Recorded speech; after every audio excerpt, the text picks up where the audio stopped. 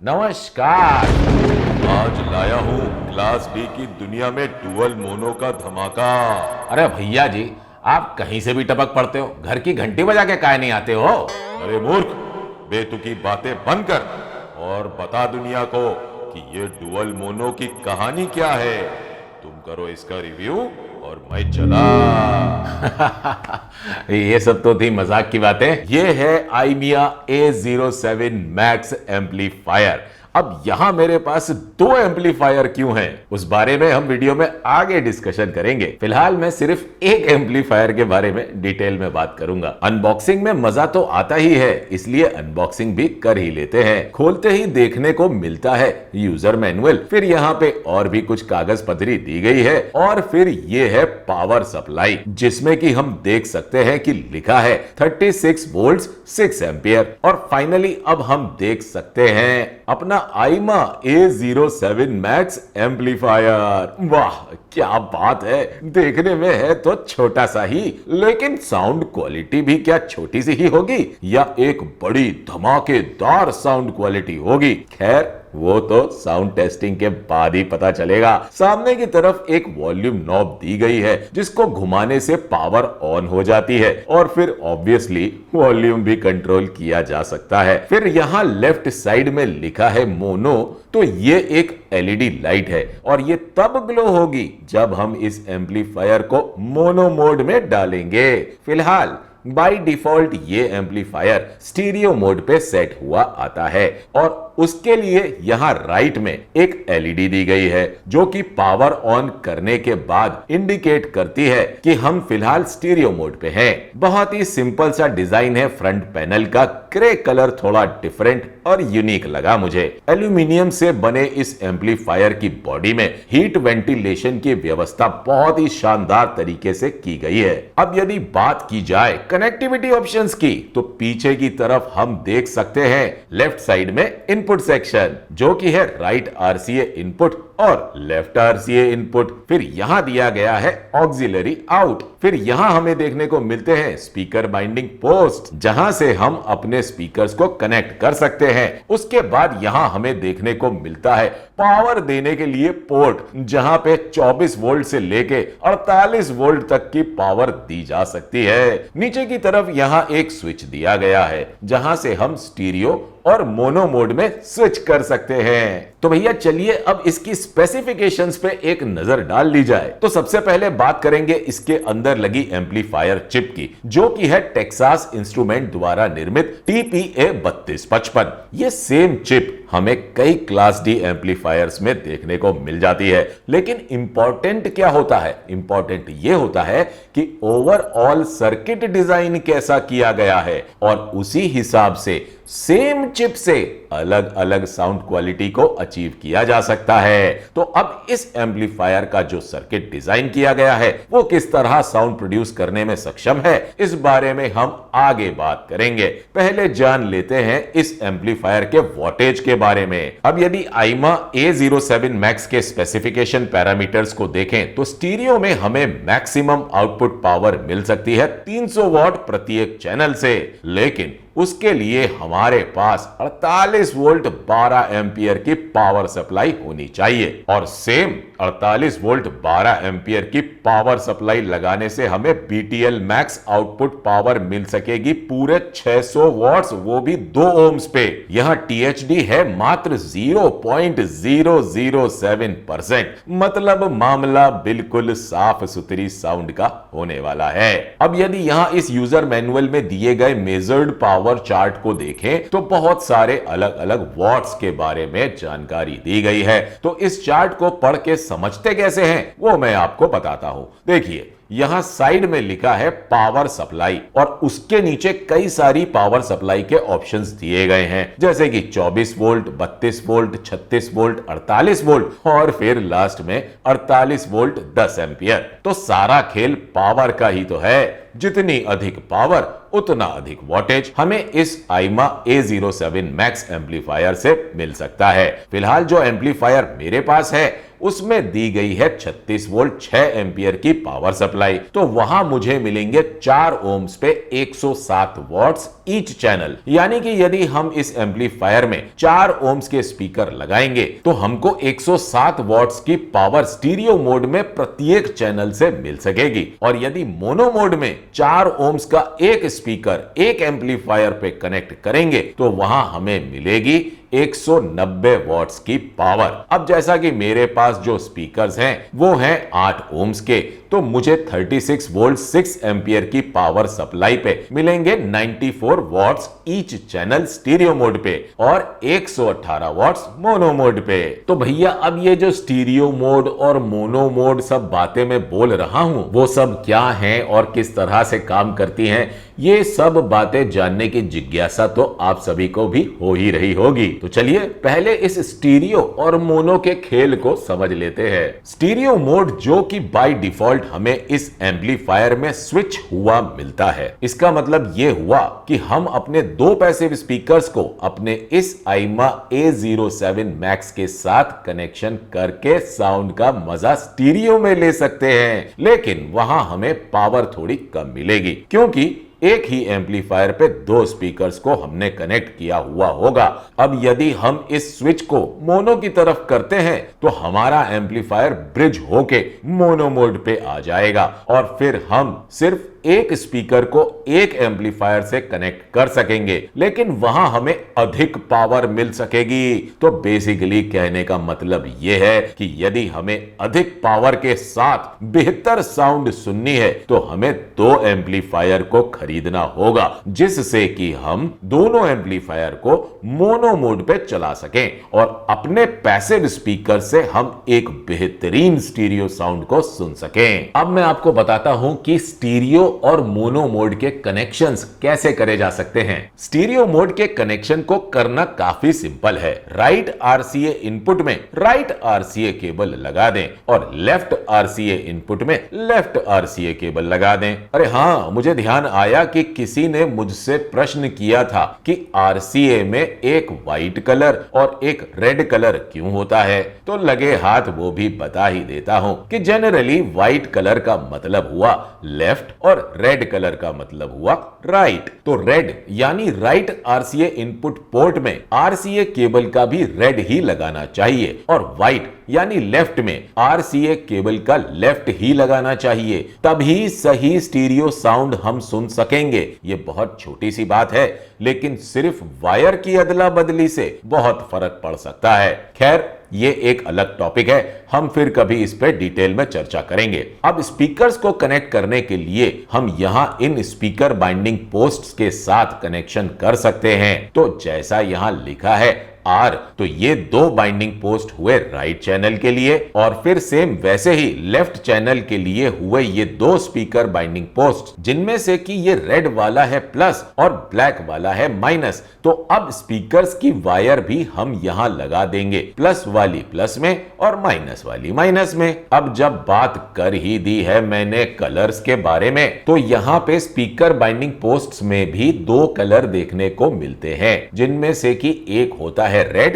और दूसरा होता है ब्लैक। तो रेड कलर वाला बाइंडिंग पोस्ट हमेशा पॉजिटिव होगा और ब्लैक कलर वाला बाइंडिंग पोस्ट हमेशा नेगेटिव ही होगा। सेम वैसे ही स्पीकर्स के पीछे भी जो बाइंडिंग पोस्ट्स दिए गए होंगे उनमें भी रेड का मतलब पॉजिटिव और ब्लैक का मतलब नेगेटिव ही होगा। तो वायरिंग करते हुए हमेशा ध्यान रखें कि रेड बाइंडिंग पोस्ट से वायर निकल के स्पीकर के पीछे रेड बाइंडिंग पोस्ट में लगेगी। सेम वैसे ही ब्लैक वायर एम्पलीफायर के ब्लैक से निकल के स्पीकर के ब्लैक में जाएगी। एग्जैक्टली सेम फॉर्मूला दोनों चैनल्स के लिए किया जाना चाहिए। अब यहां इस ऑक्स पोर्ट से आप कोई भी 3.5 mm 2 RCA केबल का उपयोग करते हुए कोई दूसरा एम्पलीफायर या एक्टिव सबवूफर भी कनेक्ट कर सकते हैं। और हां भैया, पावर केबल लगाना मत भूलिएगा, वरना बेहतरीन साउंड क्वालिटी सुनेंगे कैसे। अब भैया साउंड बेहतरीन होगी या नहीं वो तो साउंड टेस्टिंग के बाद ही समझ में आएगा ना। अभी मैं सबसे पहले साउंड टेस्ट करूंगा इसके स्टीरियो मोड पे, तो भैया देरी किस बात की है, पहन लीजिए अपने हेडफोन्स।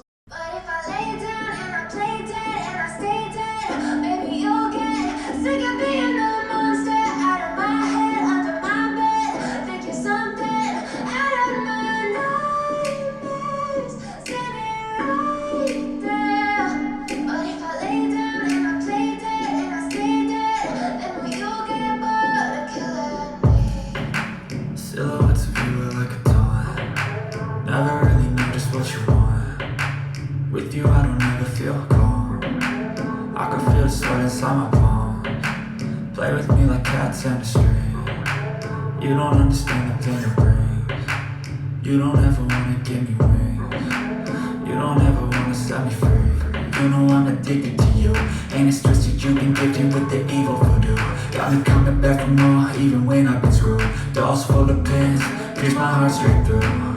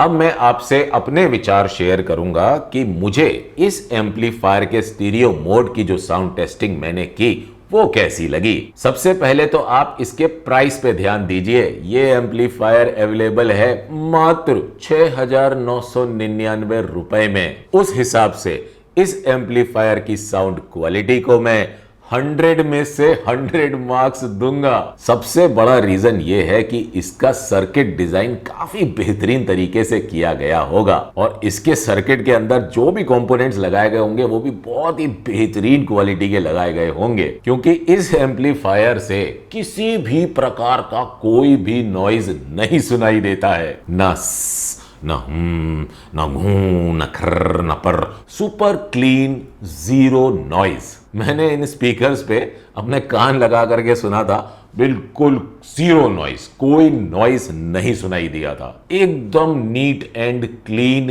क्लियर साउंड, बिल्कुल फ्लैट फ्रीक्वेंसी रिस्पॉन्स के साथ एकदम कड़क। बेस की तरफ हल्का सा झुकाव था इस एम्पलीफायर का, लेकिन वहीं ना मिड्स में कोई कमी हुई ना ही ट्रेबल में कोई कमी हुई। इंस्ट्रूमेंट सेपरेशन भी बहुत ही डिसेंट था। क्लास डी के हिसाब से और जिस प्राइस पॉइंट पे ये प्रोडक्ट अवेलेबल है उस हिसाब से तो मैं यही कहूंगा कि ये बहुत ही डिसेंट डील है भैया। क्लास डी लवर्स के लिए ये एम्पलीफायर एक बेहतरीन वैल्यू फॉर मनी प्रोडक्ट कहा जा सकता है। अब यदि बात की जाए कि ये जो मैं डिसेंट साउंड क्वालिटी की बातें कर रहा हूं उस डिसेंट साउंड क्वालिटी को यदि बेहतरीन साउंड क्वालिटी में अगर हमें बदलना हो तो क्या किया जाए? जी हाँ, बिल्कुल सही गैस किया आपने कि बेहतरीन साउंड क्वालिटी और बेहतरीन स्टीरियो इमेजिंग पाने के लिए हमें इस एम्पलीफायर को मोनो मोड पे डाल के फिर एक और एम्पलीफायर लेके उसको भी मोनो मोड पे डाल के जब डुअल मोनो कॉम्बिनेशन पे साउंड को सुनेंगे तो हमें मिलेगी बेहतरीन स्टीरियो इमेजिंग के साथ बेहतरीन इंस्ट्रूमेंट सेपरेशन। तो उसके लिए भैया कनेक्शंस में हमें थोड़े से बदलाव करने होंगे। जब हम दोनों एम्पलीफायर के नीचे की तरफ दिए गए स्विच को मोनो मोड की तरफ कर देंगे तो फिर दोनों एम्पलीफायर में पीछे की तरफ आरसीए केबल का कनेक्शन कुछ इस प्रकार करना होगा कि एक एम्पलीफायर के लेफ्ट चैनल में यानी व्हाइट कलर वाले आरसीए इनपुट में हमें अपनी आरसीए केबल का लेफ्ट चैनल कनेक्ट कर देना होगा और फिर हमारी आरसीए केबल का रेड वाला आरसीए कनेक्टर हमें लगा देना होगा दूसरे एम्पलीफायर के व्हाइट आरसीए इनपुट में। जी हां, ये बहुत ही ज्यादा ध्यान रखने वाली बात है क्योंकि मोनो मोड में इस एम्पलीफायर का आरसीए इनपुट सिर्फ और सिर्फ व्हाइट आरसीए में ही दिया जा सकता है, यानी हमें दोनों एम्पलीफायर के लेफ्ट आरसीए इनपुट पोर्ट का उपयोग करना होगा। तो अब जिस एम्पलीफायर में हमने रेड आरसीए केबल का कनेक्शन किया होगा वो एम्पलीफायर हमारा राइट साइड के लिए हो जाएगा और दूसरा एम्पलीफायर लेफ्ट साइड के लिए हो जाएगा। फिर स्पीकर वायर्स को कनेक्ट करने के लिए ऊपर के दो स्पीकर बाइंडिंग पोस्ट्स का उपयोग करना होगा। रेड वाला स्पीकर का वायर यहां लगेगा और ब्लैक वाले स्पीकर का वायर यहां लगेगा और सेम इसी तरह दूसरे स्पीकर की वायरिंग भी हम कर देंगे। तो वायरिंग हो जाने के बाद अब हम एक बेहतरीन साउंड क्वालिटी का आनंद ले सकते हैं और मैं ऐसा कॉन्फिडेंस के साथ क्यों कह पा रहा हूं कि हम बेहतरीन साउंड क्वालिटी का आनंद ले सकेंगे वो मैं अब आपको बताता हूं, क्योंकि आइमा ने मुझे 2 एम्पलीफायर रिव्यू के लिए दिए हैं और मैंने इन एम्पलीफायर्स को डुअल मोनो मोड पे काफी दिनों तक सुना है, तब जाके मैं आज ये रिव्यू वीडियो बना पा रहा हूं। तो चलिए अब मैं आपको डुअल मोनो मोड पे साउंड टेस्टिंग सुनाता हूं। But if I lay down and I play dead and I stay dead, maybe you'll get sick of being the monster out of my head, under my bed, thinking something out of my nightmares, standing right there. But if I lay down and I play dead and I stay dead, maybe you'll get bored of killing me. Silhouettes of you are like a taunt. Never really know just what you want. With you I don't ever feel calm. I can feel the sweat inside my palms. Play with me like cats and a string. You don't understand the pain it brings. You don't ever wanna give me wings. You don't ever wanna set me free. You know I'm addicted to you. Ain't it twisted, you been gifted with the evil voodoo. Got me coming back for more even when I've been screwed. Dolls full of pins, pierce my heart straight through.